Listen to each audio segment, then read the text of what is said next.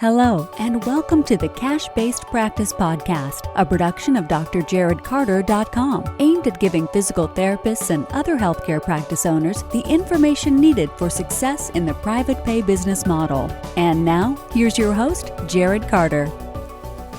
Hello and welcome to the podcast. Thank you so much for joining me. This is a Cash Practice Mastermind excerpt episode. I host the Cash-Based Practice Mastermind, and every week we do a coaching call.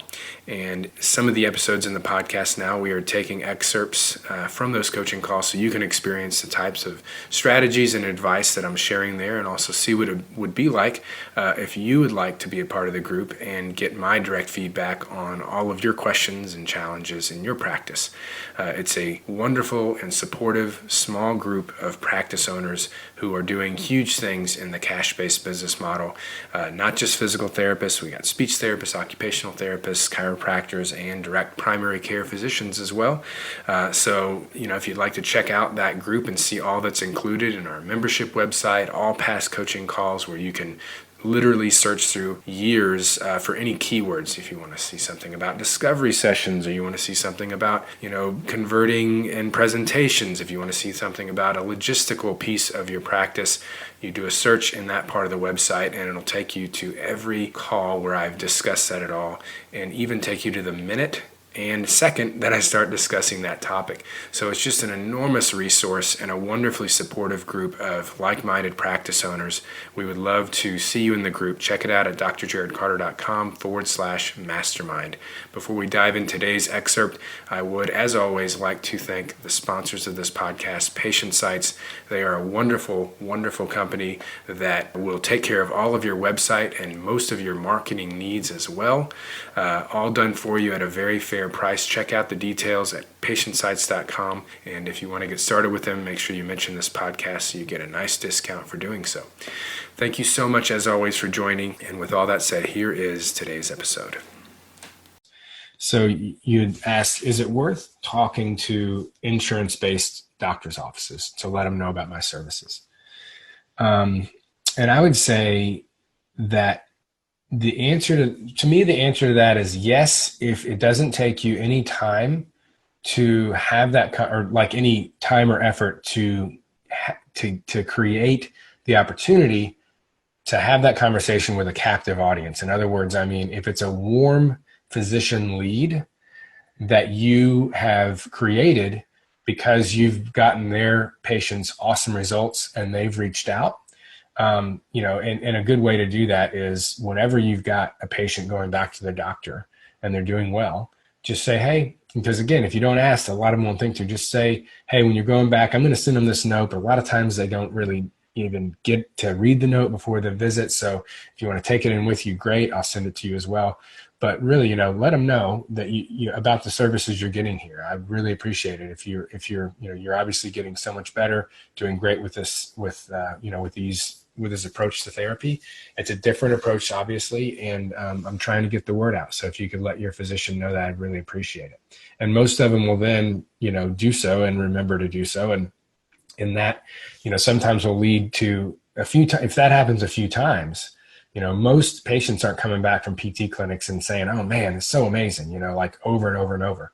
That's how you create warm physician leads, where they might reach out or actually reply to one of your progress notes and thank you or something. When you see that they've made some sort of effort to say like, hey, I notice you, I notice the work you're doing and I appreciate it, then following up and trying to get that meeting where you can talk more about what you do and the insurance stuff and all that kind of thing makes sense for insurance-based physicians. But I have found, and I think just from coaching people in this realm a long time, that the return on investment for really heavily targeting just going to any physician's office that you can get 5-10 minutes of their time with, it's just not there for insurance-based clinics, because they're not pre-framed in the way that I just described, with them being like, wow, they do really amazing stuff. I want to interact with them in some way. If you come in just like any other practice owner, and you're like, oh, and by the way, your patients that all have insurance and use insurance with you can't use it with me, like 9 times out of 10 or more, you're probably wasting your time. And it would be much better spent in other areas of marketing. and networking. And so for that reason, I would say, that's why I typically coach students to focus primarily on cash pay providers, whether MDs, or, other, yoga instructors, massage therapists, personal trainers, anyone in the cash pay world, from medical clinics to health and fitness, or to fitness and wellness. That's where I think it makes sense to spend time taking a cold lead, or starting out cold and then developing that relationship over time. So she said, do they need to know I don't bill insurance? I think that anytime you're speaking with a potential referral source, it depends on the leads that you want to get. Because if you do let them know and they're talking to people about it and they're saying like, look, they don't take insurance, but they provide amazing services and they're able to spend way more one-on-one time with you. If you can convey that and say, look, here's the deal with the insurance, but this is why I do it. And if you're going to send someone or try to get someone to come see me, I would really appreciate it if you're able to just add in, look, though they don't bill insurance on your behalf up front, most of their patients do have insurance. And the reason that they're out of network is so that they can spend more one-on-one time, or whatever the other factors, that you've included into your services, like, those kinds of talking points that you want to provide to them, along with the fact they're out of network. So the reason I say that is that, one, you're going to have a lot more qualified leads. The ones that actually call are going to be a lot more qualified. And yeah, there's going to be plenty that maybe that they could have become a free consult, but if they're that hardcore about using their insurance that they wouldn't even call, it's going to be hit or miss on the percentages of that type of population that you're going to be able to get to come in anyhow. If you keep doing the things that we teach in here, and pushing hard, you will eventually get busy such that you don't have time to spend on, the really unqualified leads that are unlikely to become paying customers.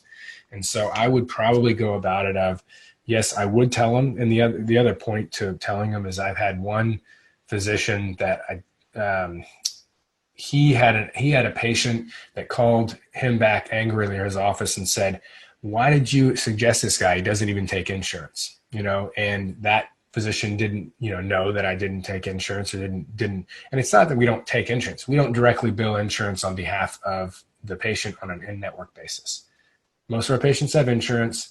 Most of them are spending a ton on deductibles and copays, whether it's in-network or out-of-network anyway. So the game has changed anyhow.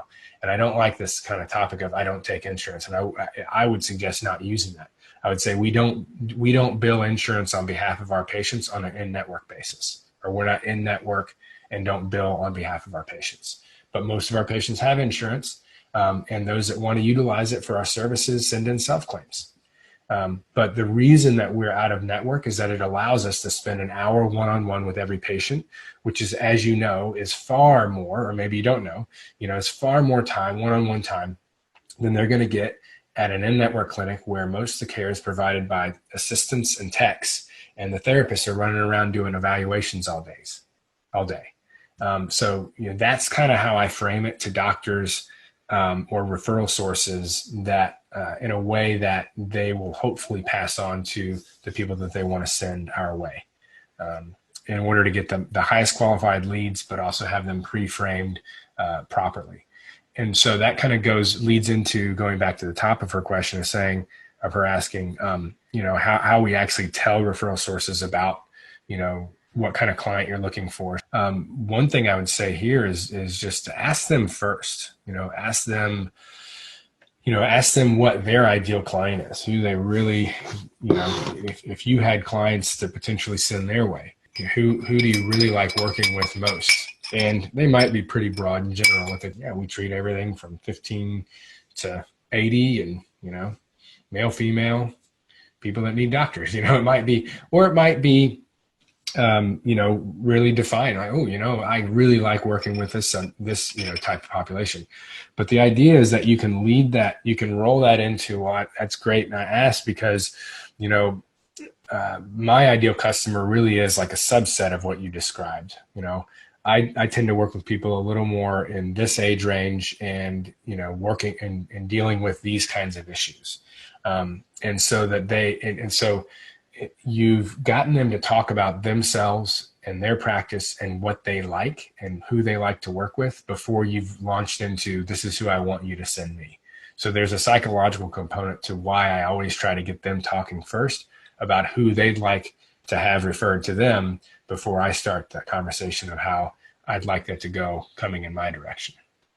And then again, it's just got to be like a value first thing. So not just saying, this is what I do, send me business, right? It's more of, how can I help you? How can I make your life easier? And literally asking them that, saying, listen, this is what I do, but I'd really like to know how I could make your life and making sure that your patients have the care they need easier.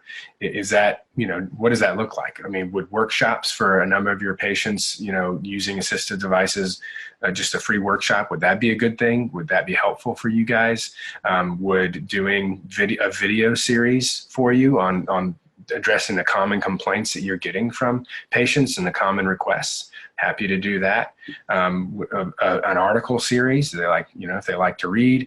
How about free assessments? I could come to your office, once a month, and it's just known and scheduled that I'm going to be there to see anyone that you want to swing through for a quick free assessment.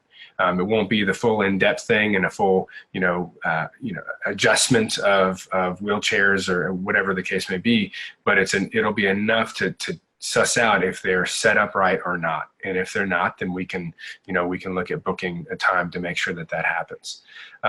So offer them a variety of different things and see if they're like, oh yeah, that would be great, and then as I always say, the fortune's in the follow-up. You can't expect that just because you had a nice conversation that they're going to all of a sudden start sending you business. You have to have your spreadsheet set up with, okay, connected with them here, we had a conversation.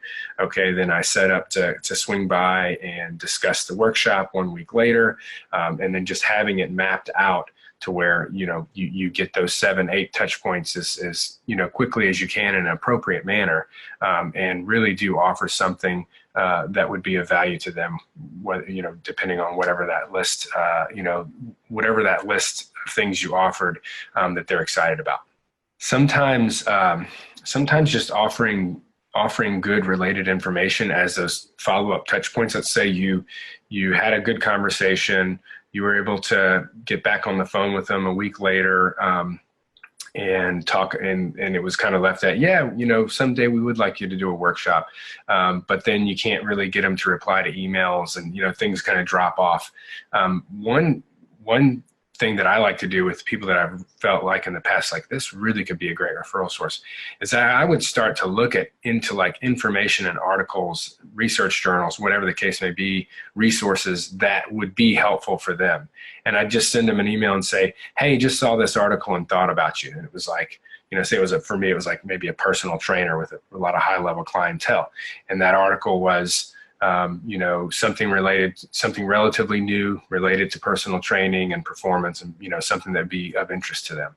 So anything to be like useful or of interest to them, you might have that whole list of 10 people that you've really kind of started establishing some follow-up touch points, and you can just individually email that out to each one of them. Just thought of you when I saw this, report on managed care and blah, blah, blah, blah, and those are often nice little touch points. It just lets them know that you're thinking about them. You want to make sure that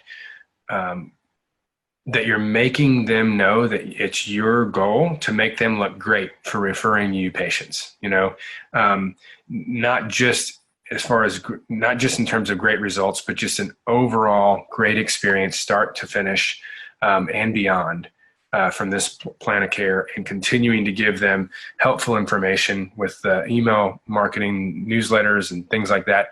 But just let them know that when they bring someone into your ecosystem, you are going to show them that you're going to show that client that their physician is a genius for referring to you. And you might want to, word it slightly differently, a little more tactfully than that, but just making that point in some way, I think is important. And then living up to that, obviously, making sure that you're really, really delivering on that. Because, usually they're so busy. I mean, especially with like concierge docs, I think that's important. That's the level of care they're trying to present and is clearly important to them. And so we are in a unique situation with those types of practices to say, look, I'm with you. I'm doing the same exact thing. We're not letting insurance dictate how we treat patients, just like you. And so if you want that continuity of experience, and obviously your patients are willing to pay more out of pocket for that level of experience, sending them to a practice like ours, they're going to get that one-on-one time, non-rushed, care that they have come to expect. And we're going to do our best to make you look amazingly good for sending them our way. And you do that enough, you follow up in the right ways, and you're going to develop some good referral sources. Thanks for listening to this episode of the Cash-Based Practice Podcast. If you liked what you heard here today, we have some extremely important things we want to send you. First, a quick start guide to cash-based physical therapy and Medicare. This free ebook will provide the primary rules and regulations surrounding this confusing but important topic. Secondly, we want to share with you the 5 characteristics common to all successful cash-based practices. Find out the vital things Jarod has learned from years of interviewing cash practice owners and running his own successful cash practice. As one of our listeners, we want to give you all this information absolutely free. You can get it right now by going to drjarodcarter.com/success. Again, that's drjarodcarter.com/success. Go there now to get your copies, and we'll see you next time.